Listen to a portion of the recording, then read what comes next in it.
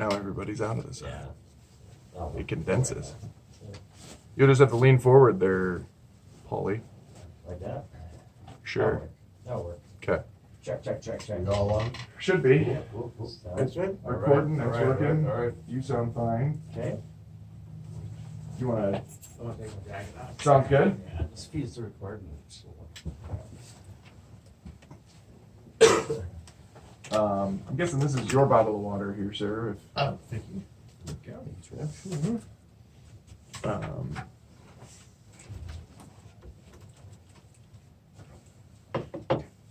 Ready to go? should be. All Okay. Should be all right. right. Chair now. Thank you.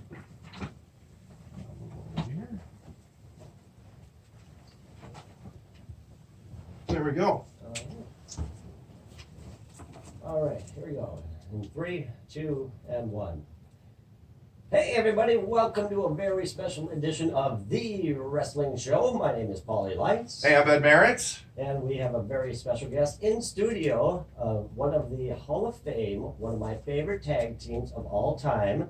We have Joe Laurinaitis, aka Road Warrior Animal. Thank you so much for coming into the wrestling show this morning. Hey, man, guys, thanks for having me on here. It's always great to be back in the great Northwest. Yeah, you're kind of from this area, so you're used to the cold. Yeah, man. I went to school right there. Did spring football at Moorhead State. So Hey, there you go. Nikita Koloff and I were there There together. you go. Yeah.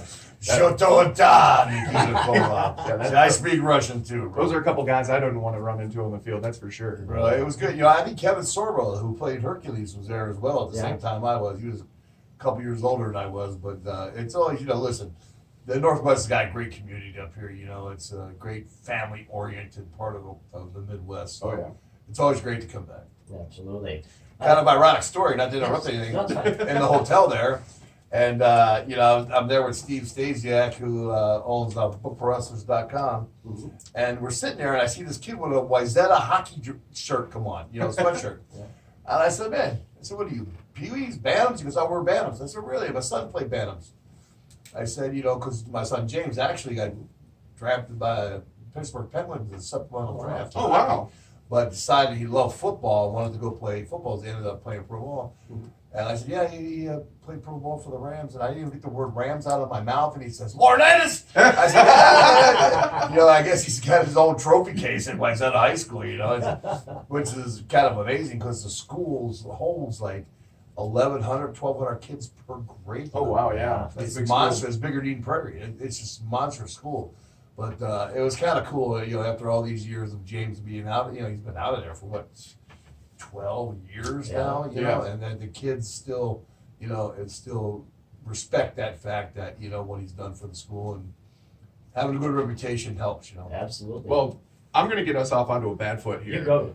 Because I'm a University of Michigan fan. So I've seen you over the years in the stands Oh. and the Buckeyes whenever they take I thought on- I started sweating when I walked into this room, man. I got my love on my sleeve, the state of Michigan's on my arm, and I've seen you over the years watching James in the stands for the Buckeyes and stuff like that. So it's almost as if like I've never lost track of you. You may have retired, you may have gotten out of the ring, but I still keep an eye on where Animal is. It seems based on football. It's kind of an ironic thing, if the price is right, my old bud gets back in the ring. I actually did a cage match last year, which is kind of ironic. Wow. Yeah, but I did not get busted up into the cage. I'll just tell you that right now. But Michigan, great football, great city, great state. I mean, and right out there in Ann Arbor, what a classic stadium. Oh yeah, definitely. Man, I went into the big house there and I went, whoa, this is cool, because you go in kind of street level and you go down, Yep. and it's really cool. And going into the shoot too, they both hold about the same amount of people. It's over 110,000. Right? Yeah, they're both big places. Yeah, definitely. and so it's really cool to see. And what a great rivalry, man. I think people don't understand the heart and soul that goes into that kind of football program, And, James, I don't want to rub it in, but he's got 4 pair of gold pants, by the way. For those out there listening, that means he beat Michigan 4 years in a row. It's a nice little side trophy that you guys. Sorry, yeah. So, and I think that's like the only time they ever did that to Michigan was 4 Mhm. times in a row like that, But It's still a great school, man. The rivalry today, I mean, it's been going on for years, back before Woody Hayes, Right. through Woody Hayes, Oh, yeah. through the Trestles, through Urban Meyer, and now, with the great Michigan coaches, Bo Schembechler, and, there's been a lot of great football over the years. Right. It's a great tradition, man. And, James is winning the Buckeye Hall of Fame Yeah, oh, yeah, cool. in August, yeah, man. That's So that's awesome. pretty cool, too. It's a great honor when you get. I think someday they're probably going to retire his jersey and that Ring of Honor there at Ohio State. I So wouldn't be it's pretty surprised, cool. yeah. Hey, not much unlike 9 years in a row for the Bison. How about that? Come Right, on, man. yeah. Who's ever done that in college football, winning championship 9 years in a row? Yeah, I mean, And that's great. I actually got recruited by North Dakota. oh, wow, that's Yeah. awesome. I went to Irondale High School in New Brighton, Minnesota, and they came and got recruited a little bit, and I kind of had let's just say a rambunctious senior year. Being an inner city kid from Philadelphia that got transplanted in Minnesota, and and it was a great thing, and I ended up going to Golden Valley Junior College, where Nikita Koloff actually came and recruited me out of high school to come play there. And then after that, when it ended up at Morehead State, where Nikita did very well here before Ross Forchie was coach at the Right. time. And I think it was NAIA then, Right. NAIA All-American tight end. So, he did well there too, man. So, yeah, man, it's always great to be back up here. There you That's go. awesome. Now we got a big event coming up this weekend. We also have Bob Footed Jr. in here in the studio. And tell us, we got Maui Madness happening tomorrow. That'll be Sunday. Tell us about how did you come up with the Maui Madness thing? Just always loved March Madness, and then once I got older, Dad took me to Maui, and Well, there you go. then I was able to, my business grew, take colored people there and see the smiles on their faces, and Mm-hmm. put the two together, and so then it became where basketball meets paradise. We started with one bracket, Maui Madness, so first place went to Maui, and at the time, second place was Twins tickets. Well, Well, there you go. 5 years later, now we're close to 17 different types of brackets where you could win. Well, actually, there's 2 trips to Maui. Sure. It made it fair for people. So if you get drawn or paired with a team that's like a 14, 15, or 16, they're probably not going very far. Sure. But if they lose to a team that makes the Final Four, you get the exact same prize as they do. Oh, wow. So it draws attention to the teams that people don't really hear about. Mm-hmm. It puts a lot of smiles on people's faces. Some of these people are going to places they never probably would have been able to do. Sure. Like WrestleMania or the men's Final Four. We even did women's Final Four last year. Awesome. It's a family event, and we've been bringing in different wrestlers, and we had a couple ex-Bison football players, Cole Jurek, Christian Dudzik, Kyle Emanuel. We brought in Mariah Formica before she was actually on The Voice, and she had opened for Hailstorm and Joan Jett last year. So we've been bringing in some quality talent, and it's getting some national recognition now. Sure. We just keep growing, and it's a fabulous event. So being a wrestling fan myself, ever since I was knee-high to a grasshopper, how does wrestling fit in with Maui Madness, which is more of a basketball thing? I mean, don't get me wrong, I love it because now I get to meet some of these people I grew up watching, which is awesome for me. But how did this come to be? That's the very first question that I get asked, and first and foremost, basketball season, college basketball players are untouchable. The NBA is still playing. Right. Most of the retired ones that are any good are several $100,000. Gotcha. Or jerks. Or jerks. Or jerks. Or some of them are actually working the tournament, attending the tournament. They're analysts. You need to bring in somebody that will be a draw. We're working towards a couple pretty big basketball names for next year through one of Joe's contacts. Sure. I can't name anybody at the moment, but yeah, the other thing is wrestlers, because they're on TV year round. Even if you're not a fan of wrestling, you've heard of wrestling. Right. These guys, besides being phenomenal athletes, they're people persons, signing autographs, meeting the fans. They love doing it. Animal's phenomenal. He'll do promos and Well, the fact that he's doing our podcast, Yeah, this which is, I mean, which is exciting we thought for we'd us. reach out and hope for the best, and then all of a sudden, Oh yeah, no, animals love to do it. Thanks, man. I mean, this is ridiculous. Well, here's the good thing, man. And dealing with Bob here now, I've gotten to know Bob pretty well. His heart's huge, man. It's bigger than the state of North Dakota, right? And so everybody at Maui Madness pretty much comes away a winner. You can't. I mean, how would you lose? I want to get the 14th seed and get the same prize as someone in the Final Four, Right. I mean, no, seriously, I mean, who does that in a kind of bracket mode that he's doing, right? And one thing we were talking about. Listen, do not think that wrestlers don't sit in the locker room and do not watch the Final Four. Oh, right. Yeah. Come on. Yeah. I mean, we are big. There's such a huge crossover in amateur sports and pro sports in the wrestling locker room. You got a lot of guys like Undertaker, Big Show, Sid, all play college basketball, right? And we have a lot of guys who play football too, and pro football players. Bill Goldberg, and Rock tried it with the Layfield, Vikings, The yeah. Rock, and that kind of stuff. Even myself, I got time by Dallas and Green Bay when I was done here at Moorhead. So I mean, there's a lot of guys crossover. So we really respect the amateur level, and we love it, man. I mean, listen, the heart and soul that goes into the amateur sports is second to none, and that's really big. So with that kind of crossover, I think sometimes the fans see wrestling is not just wrestling fans. Wrestling fans are a culmination of doctors, lawyers, businessmen, athletes, youth, college, pro, no matter what the sport is, golfers.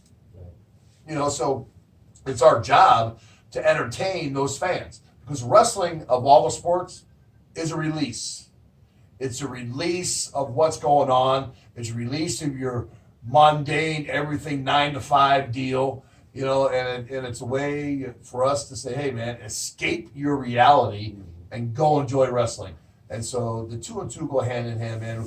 We love the amateur sports, and of course, evidently by the way the wrestling business is going, people love pro wrestling too. Absolutely. definitely. The We're way seeing some- WrestleMania sells out all the time, and 100,000 people. Who does that? I don't know of any other sport Right. that does that. Yeah. And and they're like second to the NFL in merchandise sales. Oh, absolutely. So I mean, nobody's going to top the NFL. I mean, the NBA does great too, but the NFL is top dog in that arena, and then wrestling's right up there. Right. So those are the top three in selling merchandise besides college football. Definitely. So So going back to the Road Warriors, as I said, me and my wife were watching the old Road Warriors DVD WWE put out a few years ago. I know, but tell some of the people who might be younger or newer to the sport, how did you come up with the Road Warriors gimmick? And you can't really call it a gimmick because it really wasn't too far away from your personalities. No, man, the Road Warrior thing was pretty much, Hawk being an inner city kid, Minneapolis, and me being an inner city kid in Philadelphia. I mean, really from where the first Rocky movie was filmed, that's right. I mean, that was my neighborhood. Right. Lived in row homes most of my life. And my dad worked for Honeywell, got to Minnesota, and then was bouncing at a bar that Ed Sharkey was the bartender. Ed Sharkey trained Jesse the Body Ventura. Yeah. Ed Sharkey wrestled for the AWA, had wrestled for Gagne, his wife, Princess Littlefoot, wrestled, was a champion, held the belt. Said, we'll do a wrestling camp. We all looked at each other and said, what are you talking about wrestling? I don't know how to do wrestling. I'm training for football at the time, Sure. I was training for a walk-on tryout with the New Jersey Generals, the USFL. Oh, okay. And he goes, well, try it. The pummeling and stuff will be good for you. Went and did it. Got asked to come down when Ole Anderson came into the bar one night, threw some guy out, landed on his shoes. Actually, I said, excuse me. I had no idea who Ole Anderson was. Right. I never watched WCW wrestling or George Championship at the time, right? Right. I didn't have cable. right, So I couldn't. I watched the AWA, and that was pretty much it, right? like what was ever on the Yeah, Mondays, and I was a big fan of Hulk Hogan. The Hulk Hogan came into our gym there, and it was in on Highway 12 there, right outside of St. Louis Park. And I was like, man, look at the size of this son of a gun. Huge, right? So went through the wrestling camp, and then when Ole said, hey, I want to bring you guys down to Georgia, we went down there, and we were sitting in a hotel room in Hateville, Georgia, right outside the Atlanta airport. And it's Ole Anderson and a guy named Cowboy Bill Watts. Mm-hmm. Both great wrestlers, man. Good minds for the wrestling business. Both had great companies. He says, hey, we got this idea for you guys. We're going to call you guys the Road Warriors. Okay, cool. And I'm sitting there, and, off the Mad Max movie, you just want to put, a couple lines of paint on your face. Like, remember the heel in the Mad Max, or the Road Warrior movie had the stripes, red mohawk, the feather earring, and all that? Yeah. So that's the kind of look we were going for. And then my partner Hawk says, "Hey, what if Animal has a single mohawk and I have the double mohawk? So we bend over, it looks like our heads plug into each other." I looked at him and I said, "Are you out of your flipping mind, man? Are you kidding me? Where'd you come up with that one? Thanks." Now here I am later, over 30 years later, with still the frickin' mohawk. Right. So it worked. Good idea, right? Apparently. Yeah. Now, you wish he was here. Tell him, great idea, brother. You know, but and that's how the Road Warrior thing came to be. Right. A couple of my favorite stories, I think either one or both of them came out of the AWA. You and Hawk were taking on Dick the Bruiser and the Crusher. Mm-hmm. And they were on top for what, 30 years. Yeah, shoot. And- Never went off. Oops, shoot. No, you can say You- that. you can say that. You can There's say no that. FCC they, here. They never went on off their feet for 30 years. What are you talking about, man? Yeah. Yeah, they were really tough. And then one of the first things you guys did, you get in the ring, you slam them or you Mhm. press them over your head, and they're just like, "What are you doing?" Yeah, knock them right Nobody's down. ever done that Definitely. to us. Yeah, we were actually in Milwaukee. Yeah. And, you know, here we are, Hawk and I go to the ring and, you know, Black Sabbath Iron Man, you know, we are Iron Man, you know. And then all of a sudden we hear the Beer Bell polka playing. I was like, what in the hell is this? I said, Hawk, I said, do we just run in some corner tap room that's full of Polacks or something? Yeah, I mean, come on. And that's what we thought, right? And then here come Crusher, Bruiser, you know, come down to the ring. They both got chairs around their neck, you know, like Crusher always used to wear and stuff. They get in the ring, go through the referee checking you up. And then first move we did was a shot to the gut, press him over the head. Wow. And I get here, you know, I had Bruiser and Hawk had Crusher, and then I think Hawk just slammed Crusher first, and then I press slammed Bruiser, and I let them land on each other. And you hear Bruiser saying, "What are you guys doing to me?" and Hawk's over there going, "Anything we want, man." And that was the honest to God truth. He said that. And that's the way it went. You So know? that wasn't pre-established that you were going to do that. Oh, no, bro. You should have did the that. funniest part about it, though, we come back to the locker room, and Bobby the Brain Heenan's in there. And Bobby Heenan's looking at Crusher, looking at Bruiser, you know, giving them the eye, the evil eye, and looking them up and down like this. And all of a sudden, Crusher goes, "What are you looking at, Heenan?" And he goes, "Just making sure you guys don't have any nosebleeds. You've never been up that high in your life." You had to hear Bobby Heenan deliver it, man. It was awesome, bro. It was awesome to do that. You know, and Crusher, you know, he, of course, you know, trying to be the tough old guy, says, "Yeah, from that move, I have 3 crushed vertebrae." And he's walking around going like this, like he's normal. I think, come on, 3 crushed vertebrae, and you're freaking moving your neck around and everything. I said, "Bro, I know what a crushed vertebrae is. You ain't got a crushed vertebrae." You know, You could be fine. But it was pretty cool. It was funny. One of the most memorable